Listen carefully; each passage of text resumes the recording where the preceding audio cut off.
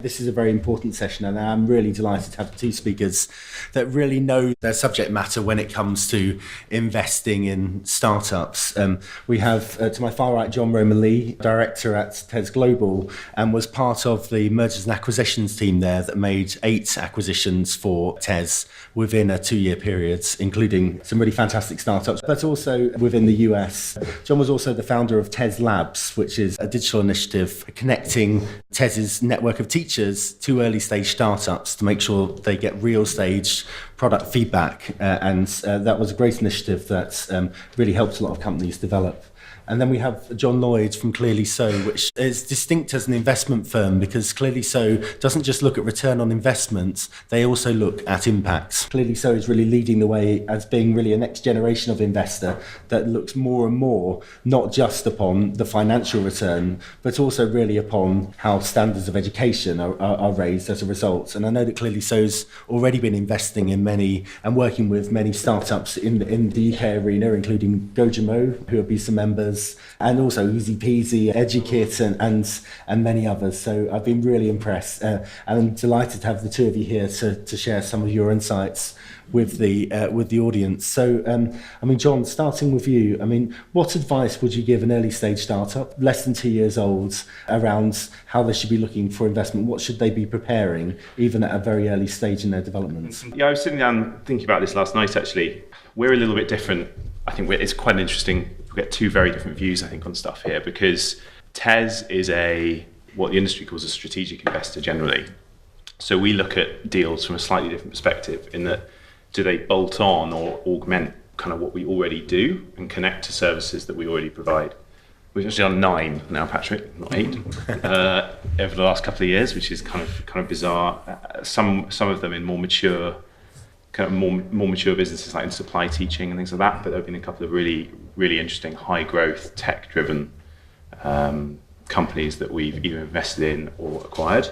EduKit is one, Duncan's here, and HCUK, which is slightly untranslatable, but is now TES Institute, which is our online teacher training business, which obviously fits really well with TES, which is a predominantly UK but global teacher recruitment company. We get approached a lot by a lot of startups saying, we really want to show you this idea because we think you'd be really interested in it. And actually, there are probably sort of 20 things that I could go through, but I tried to kind of condense it down to 3 in terms of what within 5 minutes kind of tells you whether you should continue conversations. And there are a lot of businesses out there, so it's a little bit like CV screening. If you ever had to do that, like you do have to kind of cheat at the start a little bit. The first one I would give you that we would be looking for is a founding team that can really talk the talk. So when I say that, I mean not just a team of ex-teachers, not just a team of business people, not just a team of developers. It needs like a really nice mix of people that you think, okay, they can build something great, but they know where it's come from, and we kind of believe in these guys that they can actually grow this. We've gone through a number of deals which have got very close to the end, and we sort of weren't sure. We had sort of a big end session, and everything collapsed around kind of lack of faith in management teams. So that's a really good one to kind of really know your stuff and be passionate. The next one is a horrible cliche, which so I apologize in advance, but you don't need a great pitch deck. You do need a great pitch. And I think people, if you've ever been to the big, like GSV is a good example, the big conferences where you can arguably sit through 500 presentations in 3 days, like they are all very similar. And actually, even if you have the world's most polished little 5-minute pitch deck, it's going to be very hard to stand out. It's much better to be incredibly passionate, incredibly convincing, and be able to hook onto something within 10 seconds rather than 5 minutes. And the other thing is go in with realistic expectations. So as I said, we're strategic. So we look for deals where there's a clear kind of 3 or 4 year pathway to that company becoming fully integrated with what TES does. And as a result, we're backing the management team and we're investing in the management team. So we quite want that management team to hang around and be committed. So occasionally you get slightly unrealistic expectations about another deal fell through saying, well, I'm really important to my company, but I want to leave in 2 months because I'm a bit fed up. You're like, well, that's great, but no thanks. That was a fun one, actually. So, strategics will often put in 3, 4, 5, 6-year earnouts into deals. So you may get a relatively low valuation up front that you think, that's weird. But if you hit the numbers that you believe you can hit, you end up being worth a hell of a lot of money. But by that point, it's justified. Very few strategics, particularly nowadays in the last couple of years, will not go in and say you're pre-revenue, but here's 10 million quid. It just won't happen. You won't get the same valuations that you might get through VC. So those are my 3 top things. Sorry, John. Perfect. Thank you. Thank you for having me today, Patrick. I'm going to wear 2 hats. As well as running marketing for ClearlySo, I'm also part of the ClearlySo Angel Network, so I do angel investing as well. So I'm going to start off first and just talk about a couple of things that are really important when a startup pitches to ClearlySo. Then I'll put my angel investor hat on and add a few things that are really sort of important to me when I'm looking at a EdTech investment. So as Patrick was saying, ClearlySo is what we call we're actually a startup ourselves, funny enough, but we're an impact investment bank. So we only work with startups that have a positive social or environmental impact. We probably see 200 or so startups approach us per month, and of those, we probably only take on about 4 or 5. So there's a pretty rigorous due diligence process, or first of all, an origination screening process that they go to really vet out that there is a positive social or environmental impact. We do a lot of vetting of the founder and the founder's personality to make sure that there's a lot of passion behind the mission or the impact that they're trying to achieve. And that they're willing to stick around for the long term. Long-term longevity and passion kind of go hand in hand. When you have a founder that really really believes in what they're doing, they're usually there. They really care about the education space. And most likely they'll stick around to see it to fruition. We do some vetting around traction. So traction is really important. We see hundreds of startups per month. So if they can't get some initial traction going, that's usually, we try to be selective and only help the startups we think we can deliver the biggest impact on the largest scale. So we look for ones that have already some kind of traction of some kind. And then I think really sort of importantly is that we look to see what fundraising they've done to date. And our view is that if a startup can't raise money from family and friends to get the ship sailing even a little bit, it's going to be very hard to convince investors who that particular founder doesn't know to give them money as well. So I think it's really important that they've proven somehow that they've been at least been able to convince their family and friends to give them something to get the venture off the ground before going out and pitching to professional angel investors. Obviously, convincing family and friends is one thing. Convincing investors to actually write a check is a very different thing. And you talked about the tough diligence process that you put companies through. And I just wanted to ask you about that because, certainly having been involved in selling TES, which is a very big company, 3 times now myself. That's a very substantial company with a big team, and you're still working 24/7 for the period of up to 6 months, if not longer. For a small company which has a small team and is actually trying to get a foothold in the market as well as trying to raise investments, that can be a very difficult thing to do. And I think often you can be courted by investors and then think, when's the check coming in the post? And then you have this very extensive period of diligence. What advice would you give to startups about thinking around that? And also, any advice you could give in terms of what that process looks like, I think would be good as well. There's a lot of stuff around the financial modeling and all kinds of pitch deck review and business plan review, but the single most important thing for me when I put my angel investing hat on now is, do I believe in the founder and do I trust the founder? So I'll spend a lot of time trying to build throughout the due diligence process. Easy Peasy and Jen Lexman, who you met, is a company I invested in. But I spent a lot of time with her getting comfortable with what she was doing, getting comfortable with the people she was going to hire, getting to know her, also getting to know the people she was going to put on the board. So the particular board member, Kelly Michelle, that she was going to put on the board to represent the investor group. I'm originally from Florida. She just happened to be from Florida as well. Struck up a conversation. She was willing to share a lot about herself and vice versa. I got really comfortable and I was able to trust her. And it got me to the point where, because 80% of my decision usually, 70-80% of an angel investment that I make is based on the founder, the credibility of the management team, and whether I believe in them. I can't kind of echo that enough, actually. There are a few people running around looking for opportunities, but the earlier you're able to convince your investors, like whether it's private equity and your CEO and your all the senior guys in your business, that this is an interesting opportunity, then the less time you have to sort of spend taking the piss later on and sitting on your hands thinking, oh God, this is taking ages.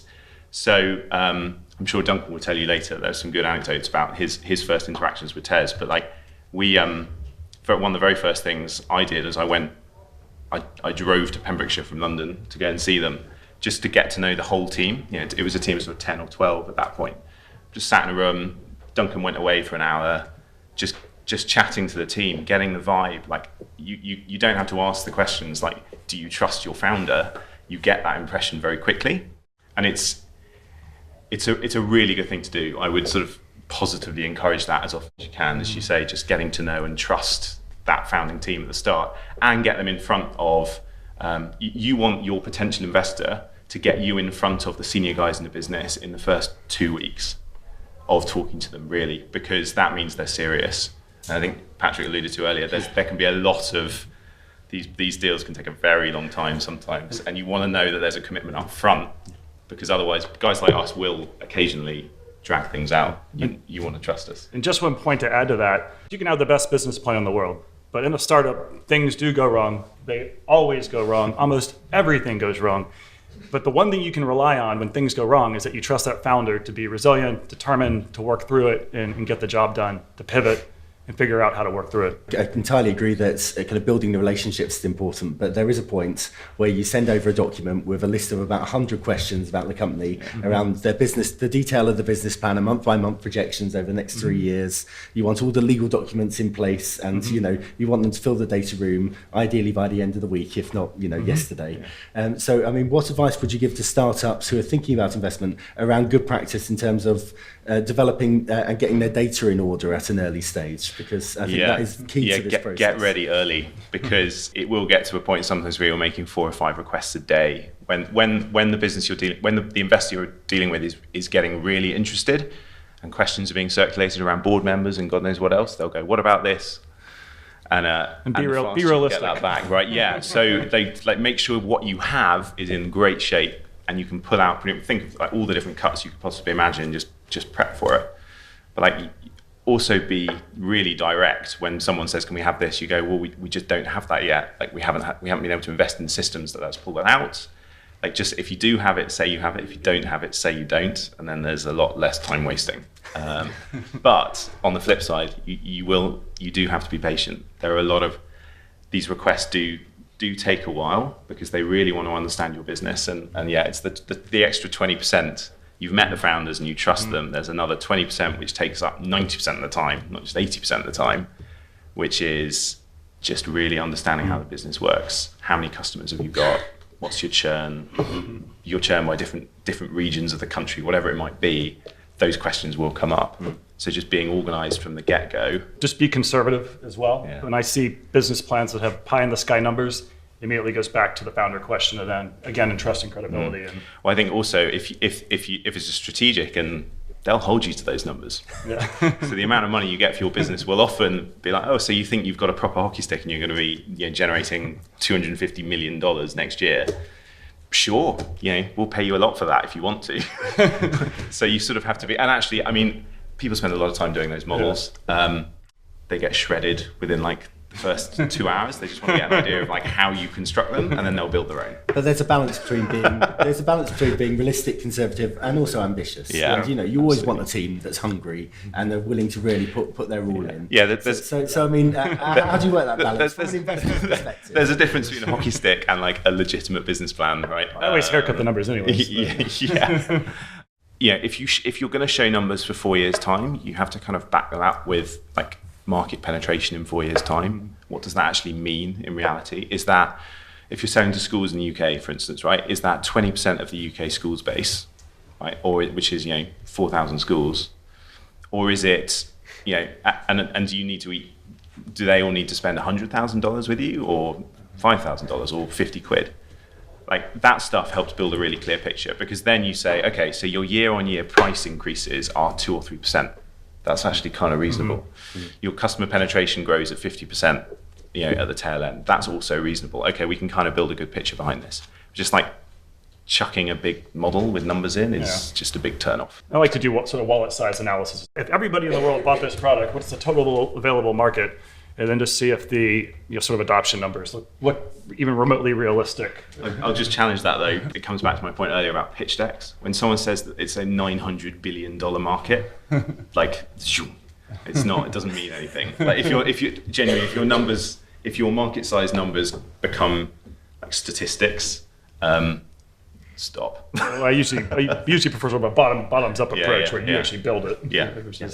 So question around valuations, because this is always a tricky one for startups, because you kind of say, well, how much you want for it, and they kind of say, well, how much you got and how much you think it's worth, and there's always that dance. And certainly an investor can put a lot more time in doing a scientific valuation than a startup can. An investor certainly has a lot more experience doing it. I'm not saying I don't want you to give away all your secrets here, but I mean, what advice would you give startups in terms of that dance that takes place?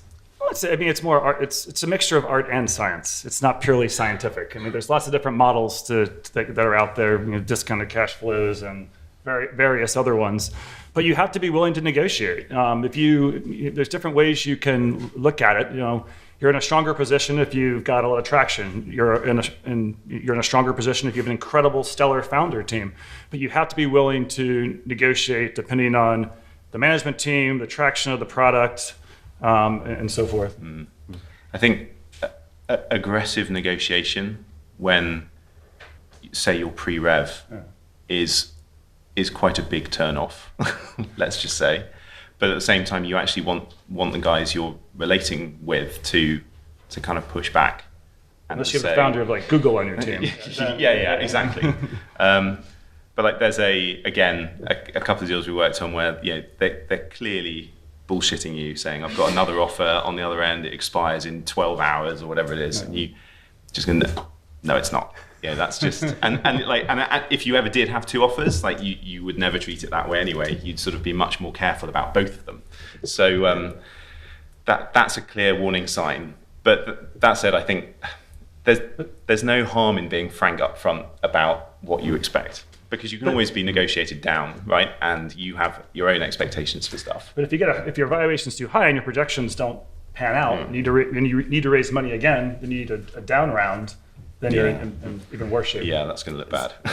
So I've got two more questions, then I'm going to go out to the floor because I'm sure there will be questions from the startups. But the next one is around corporate advisory kind of services. You will often have a kind of a middleman coming in saying, I can help you get the best deal. I can put you through a process where you'll kind of engage in a bidding process with different investors. Would you advise companies going down that route, or would you advise companies dealing directly with investors or strategics instead? So that's exactly what ClearlySo does to a large degree. We connect startups with the right investors, and just as important as finding the right investors. You can't imagine how many times I've been to a angel pitch session, and you see the three pitches, the founders leave the room, then there's a vote on who's interested in the startup. And you get these rooms sometimes, and you get a room of investors who's not into tech or doesn't understand tech. So you got to do your homework, otherwise you're wasting your time. Everyone's busy, you're busy, your time is valuable. Do your homework on who you're pitching to, the investor audience, because if you get a room full of people who don't understand the product or the sector, you're wasting your time. No one's going to be interested. Yeah, I think you guys have tapped into something really interesting, because the UK traditionally has been quite bad at this. So there are some fantastic, quite expensive firms in the States that sort of specialize in this stuff. It's a tricky one, because actually, if you have full confidence in what you're doing and the company is kind of being run well, like on paper, you don't need it, right? Your sort of company should sell itself. But at the same time, if you're looking for, you don't really know where to go, actually they are the best people at that. They have the networks, they have the books, and they will tell you, look, these 7 people are the guys you need to talk to, because they're the ones who are most likely to go with you guys. And that's a really hard thing for anyone else to be able to do, I think. So a little part of what we do during the sort of advisory stages, we'll look at the startup, figure out the right investors, and then get them in front of those investors so it's a fit. My final question is around you get the investments, and then your world changes a bit because beforehand you're the master of your own destiny. The universe revolved around you and your team. Suddenly, you're part of either a much larger company where you're a smaller cog in a big machine, or you have investors who are very time poor, managing a big portfolio of other brands as well. What advice would you give to companies about making that change? Because it is a big change, and it may not be for everyone. So, what would you say they should start thinking about? I would say post-investment, I think it's really important that you maintain communication with your investors. Whatever you committed during the due diligence process before people sign the term sheet in terms of communication, follow through on that. I've seen countless times where the startups raised money, they promised to do X, Y, Z at certain intervals, didn't follow through on it, and then they needed to raise money again, and those investors were turned off. The founder didn't meet their commitment to them. They didn't have visibility into what was going on with the business, and they decided they weren't willing to reinvest. So I think communication is really important, and that you meet your commitments around it. I think I totally agree with that. I think the other one, which I think works better for a company like ours than for you guys, because we obviously have a presence, in a big head office. But one of the very best things we did pretty much on day one, and Duncan will talk about it later, I'm sure, is we move one of their guys into our office to sit with our sales teams. And that immediately gets everyone. So he introduces the product to most of the guys in the building, so they're all much more aware of what's going on. It's a building with like 500 and something people in it, most of whom aren't really actively involved in this sort of stuff. So improving awareness within the business just picks up those synergies much faster. It also gets people talking about it and saying, well, actually, we could take this here or here. Actually, just having one person who's your kind of guy on the ground kind of thing, it is enormously valuable if you get that opportunity to do that. Great. Thank you. Let's see if there's any questions. In terms of relative sizes, the deals that you guys have been involved with, how many of them have involved advisors versus not? Probably 7 have and 2 haven't. The ones that have gone horribly wrong have. That, as in the deals that have fallen through at the last minute. There's a lot more smoke and mirrors with advisory sometimes if you don't have the right one. And obviously we don't, as an investor, we typically don't choose that person, right? In fact, we can't choose that person. It's up to someone else. So we end up dealing with a company that we don't really know. It's far more likely there are going to be instabilities in the kind of sales system with them. Yeah, and from my standpoint, so ClearlySo, we offer advisory services for all the companies that come through the house. We've helped over 100 startups raise 108 million. So actually, all the investments I've been involved in have had that in place. I don't know if this is a bit of a kind of open-ended question, but when's the best time to kind of seek investment? Like when do you know? Or we're going to have different answers to this, so you go first. Yeah, so from our standpoint, from a ClearlySo perspective, when you have a solid business plan, you have some traction, and you've raised money from family and friends, and you can bring that to the table, I think that's when we'd be, and actually from a minimum investment size. So we only help firms that are looking for a minimum investment of £250,000 up to 10 million plus. But I think it's critical that you've done your homework, you got a pitch deck, you got a business plan in place, you have some sort of traction, and again, you've raised money from family and friends, proven your ability to fundraise. For a strategic, you almost don't want them to have raised anything up to that point, because actually what you want to do is like a nice clean pathway to full ownership over a 5 or 6 year period where you get to realize a lot of value from that deal. That's not always the case, and as a result, then there's quite a lot of legal costs sometimes in like rearranging things. So that's one. Like the bootstrapping is always it's a really interesting insight onto the founding team. So bootstrap businesses, the ones I've come across, generally have a very different philosophy to spending money, as you'd expect, right? To ones that have been, those are rare companies that in their, A round got like 10 million quid and just went nuts. They have very, very different like models, obviously, and some they work in different circumstances. The other thing we would look for is not just some traction, because in the digital sort of EdTech community now, like everyone has hundreds of thousands of users or millions of questions answered or whatever it might be. They are traction numbers, but they kind of get a bit, they're kind of not real numbers. You can't really pin them to anything. So actually a demonstration that someone is willing to pay you for this is where it gets really interesting. But that's because we are a strategic investor. But if you've proven that you can, on your own, start generating £5,000-10,000 a month, but like you just can't scale a team at all because you have no extra cash, that's like a perfect opportunity to come and talk to a strategic, because they can see you've got something interesting going on. So just a question for other John, and that's around, because we had the debate last night around efficacy in education technology, but I wanted to get your advice for startups really looking at that space.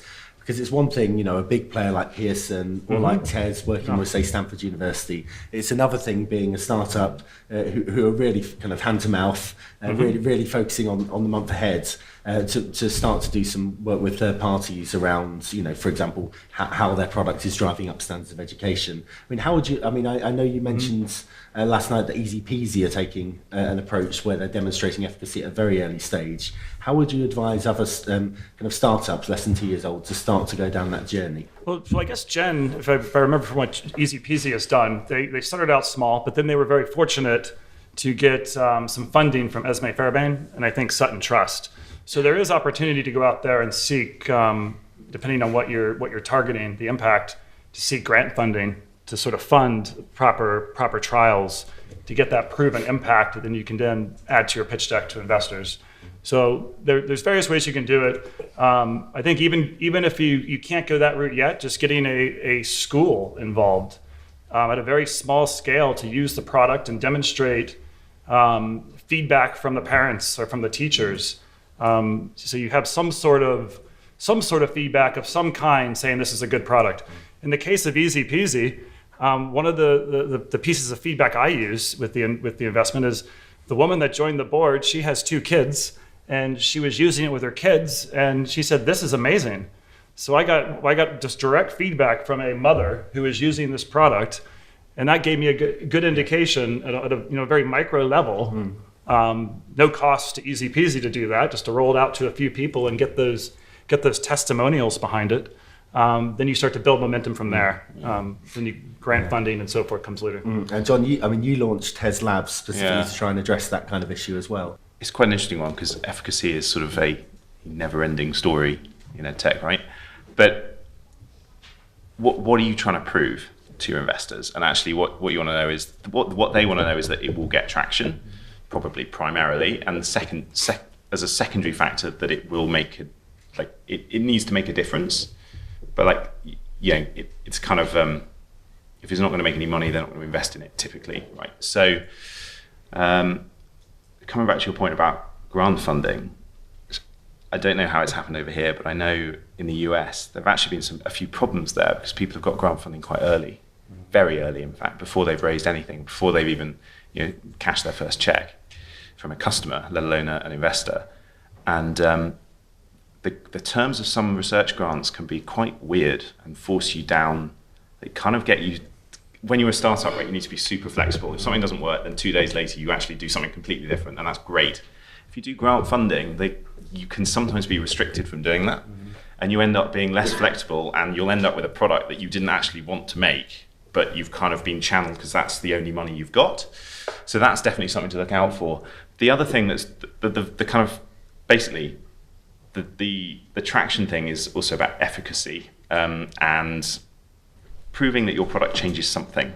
So even if that's your first 100 users, asking them a before and after survey about how much time they spend doing certain things that you're trying to help with, or how confident they feel at certain things, if it's a sort of PD tool or something like that, that gets really interesting because you can see a before and after. And measuring outcomes, overall outcomes, is you could have an 8-week conference on that and not get an answer, right? So you're never going to get that. So don't try and say, you'll never get to the point where this brings up exam results, or this makes increases reading skills. So sometimes you see that, but it's very rare and very hard and mostly not believable. But if you can say our product saves every teacher who uses it 45 minutes a week, that's a bit of a killer, really. There are quite a few incubators out there, both in the US but now in the UK as well, who are kind of suggesting that they're going to kind of get companies kind of investor ready, some of whom will ask for equity as well as just for a payment. Would you advise startups engaging to engage with those incubators? I mean, do you think actually you would look more preferably upon a startup that has been for an incubator program than a startup that hasn't, that takes your interest as well? I mean, there's a number of them out there that don't actually take an equity stake. So one, for example, is Hatch Enterprises down in Brixton, I think. But they have a really great startup readiness program. They may charge a small fee, but they don't take an equity stake. And I think that I would actually look positively on that. It means the founder took the initiative to improve their business and try to get themselves investor ready. So I think that's actually something it's a positive. Yeah. Yeah, I think there are accelerators and accelerators, right? And if they do more harm than good, I think I'm going to stick my neck out here. Generally, they don't add much value unless they're a really prestigious one. If you end up with like Y Combinator, then you've got way more chance of success than with anyone else. Imagine K-12 has seen an enormous success as well, right? But if you go with like a small one that's I don't want to upset anyone here, but like, it's a spin-off of a university education department or something, like they'll add something, but if they're taking 5, 6, 7%, you're not going to get much value for that. So I think you're right. Like if you can find an accelerator or even just a group of people that you can work with who will give you advice, get you pitch ready, tell you what to focus on, and like do it for the price of a few beers. That's much better. And they do exist, right? There are networks of people who've done this before, and a lot of what those accelerators bring is advice, and you don't need to pay for that advice most of the time, I think. I guess one criticism of EdTech is that there aren't very many success stories of large exits in EdTech. Everyone talks about LinkedIn buying Lynda. That's what, but there aren't very many post the 100 million, if that. So, what's the view, with your LPs and stuff? Is that a concern at all? And they say, why do you waste time in it? Well, for me at least, it's just a market that's so ripe for disruption. When you look at the fact that education models really haven't changed for 150 years, in particular with children, it's a market that's incredibly ripe for disruption. And if you look at the opportunity, it's $5 trillion a year is spent on education, so it's globally. So there's a lot of money there in a market that's ripe for disruption. So while we may not have seen big exits yet, with the increasing focus on this space and the money flowing in, I think we eventually will. So it's an exciting space that I look for markets that are disruptive, that have high growth potential, and hopefully the exits will follow. This is a kind of a problem that we've been wrestling with for a while. So education is in a very unique position, right? In that predominantly it's driven by public funding. And as a result, it's quite slow to move. It's not particularly good as a sector of being, at the forefront, unlike say fintech, right? Where it's much more dog eat dog. If you compare it to like the higher ed space, where there's technology-driven higher ed solutions, like there are some massive deals there, right? But that's mostly privately funded. So you can kind of see the horizon, but we need to be, as education moves more into kind of parents' hands and the hands of the kids, and away from local authority budget control and stuff like that, like that there will be more value that you can see. But I think you're kind of handcuffed in many ways by the fact that you're government funded and that's not going up anytime soon. I think it's even harder, especially in the UK, with the sales process, because it's so increasingly fragmented with the proliferation of academy schools, which is making the sales process increasingly more complex here. Yeah, there's a really interesting, I don't know if anyone's ever tried to sell to the States and to the UK, but they could not be more different, because the US, it takes you 16 months to sell one multi-million-pound contract, and those are the only ones that are available if you're selling to districts. Yeah, you get a whole school district, you get a whole district and you get an enormous number. And in the UK, you sell 20 quid to the local primary. So they're totally different ways of approaching it. I think the rise of MATs will be, as they become more and more influential, that will be really interesting, because you'll start dealing with customers who have 30, 40, 50 schools on a regular basis, and that everyone might benefit from that actually. Got a question around overseas investments, because we're seeing a lot of inbound investors coming from China in particular at the moment, but also from the US. It's one thing engaging with investors that, where you have kind of a cultural alignment. It's another thing where, for example, a Chinese investor will come over, partially due to the low pound, but also because they see some interesting things happening in the EdTech sector and want to try and strike a deal with you. I mean, do you have any experience in terms of international investments and the difference between those and UK investments? And what tips would you give companies thinking about going to, say, China or other countries for investment? Yeah, for me, I am a foreign investor. So, Sure. Not taking a political stance on Brexit, but the change in the pound did make the opportunities here in the United Kingdom more interesting from an economic standpoint. In China, they were saying to us it's a 20% off sale. Yeah, exactly. Indefinitely. So I think it's just because of cultural similarities, it's much easier for UK startups to target US investors. So I can speak from that standpoint. So the US is definitely a market that's I think ripe to go after to attract investment to the UK. Yeah, I think from my personal experience, you don't come across it very often. There's some US businesses that have occasionally invested in the UK, but actually up until recently, that hasn't happened very often. The UK's kind of operated in a slightly kind of insular way in terms of investment sometimes. That is going to change because of exactly what we just talked about, and that will be really interesting because it's not something that I think the sector's had to deal with yet. Many of the launchpads here will be going to the BET show and exhibiting at BET Futures next year. Now, when I was in mergers and acquisitions, I'd be walking around BET Futures wanting to talk to companies around potentially acquiring a stake in their business.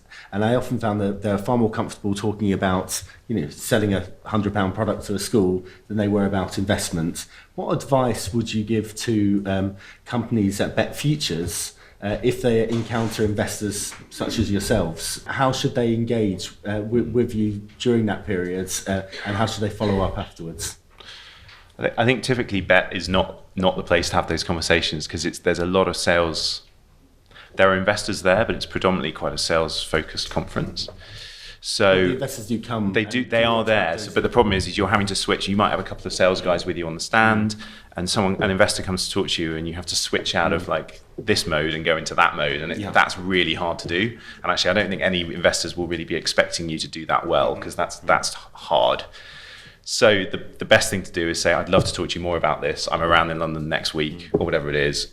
Here's my card, can I take yours? And I'll ping you an email at the end of the day. Because also if you spend more than 4 or 5 hours in BET, like you end up with 9 kilos of suitcase materials and you can't remember who you've spoken to. So like just getting those contact details and then following up later when you've got a bit more time is definitely a good tip. I'd echo that. It's not really the right environment, especially I like to get comfortable and get to know the person. So business card or add me on LinkedIn, then we'll follow up with a coffee or a beer somewhere and we'll get to know each other. It is, however, a really good place to talk to some customers who might use that product. And actually, if you some companies have like customers doing some of their sales demos for them, and those are the guys you should talk to if you want to get to know about what people think of the product. If we give our speakers a round of applause for a really insightful session.